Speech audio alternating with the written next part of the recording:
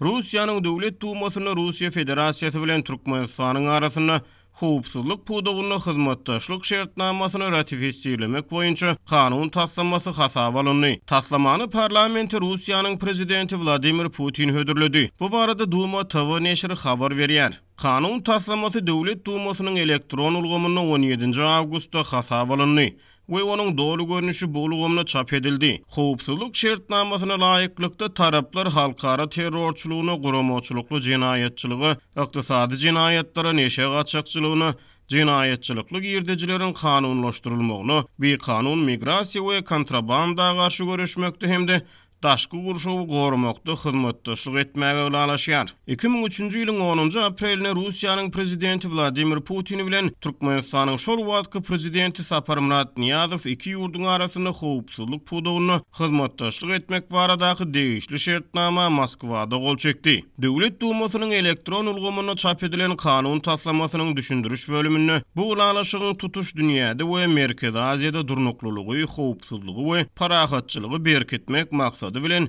iki ýurduň arasynda özara hyzmatdaşlygy üpçün etmäge gönükdirlenligi bellenilýär. Maglumatdan ma'lum bolşuna görä bu ulalaşygy ratifisiýelemek baradaky federal kanun taslamasyna Rus prezidenti 15 awgustda gol çekdi. Russiýanyň hökümeti 5 awgustda bu kanun taslamasyna goldawyny ma'lum etdi we howpsuzlyk şertnamasynyň Merkezi Aziýada we Hazar Sowetinde howpsuzlygy putulandyrmaga ýardam berjekdigini aýtdy. Şertnama laýyklykda taraplar öz territoriýalarynyň beýleki tarapyň howpsuzlygyna ziýan ýetirilmegi üçin peýdalanylmagyna ýol bermeýärler. Türkmenistan bilen Russiýa Federasiýasynyň arasynda 2003-nji ýylda gol çekilen howpsuzlyk şertnamasyny ratifikasiýa etmek işlerini näme üçin şu wagt badalga berilýär.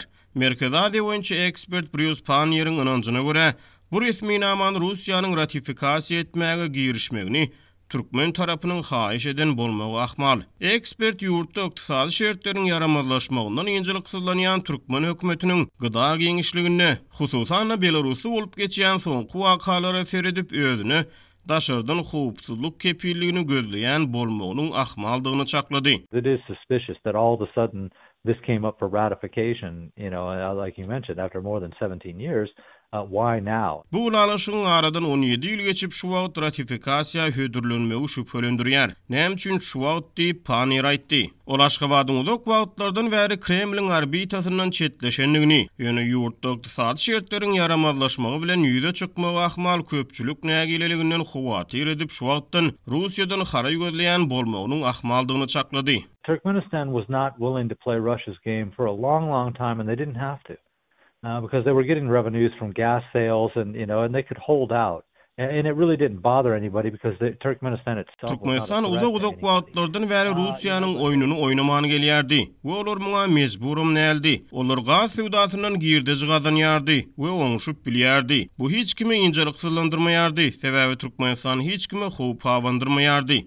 Ýöne bu ýagdaý Kremldäkiläriň maňzyna watyp baranokdy diýip Panier düşündirdi. Türkmenistanyň döwlet mediýasy şeýlede ýurtda kabul edilýän kanunlary we gol çekilen halkara şertnamalary çap edýän Adalet ministrliginiň online hukuk maglumatlary merkezi Russiýa bilen 17 ýyl mundan ozal gol çekilen howpsuzlyk ulalaşygynyň Türkmen parlamenti tarapyndan tasdiqlanmanyny habar bermeýär. Bellemeli ýeri 2003-nji ýylyň 10-njy aprel güni Russiýa bilen Türkmenistan howpsuzlyk ulalaşygy bilen bir hatarda iki ýurduň arasynda goşa raýatlygy ýatyrmak boýunça aýry başga bir ulalaşyga gol çekdi. 2003-nji ýylyň 22-nji aprelinde şertnama gol çekilmeginden 12 gün soň Türkmen parlamenti Russiýa bilen Türkmenistanyň arasynda goşa raýatlygy ýatyrmak boýunça gol çekilen şol ulalaşygy ratifisiýeledi.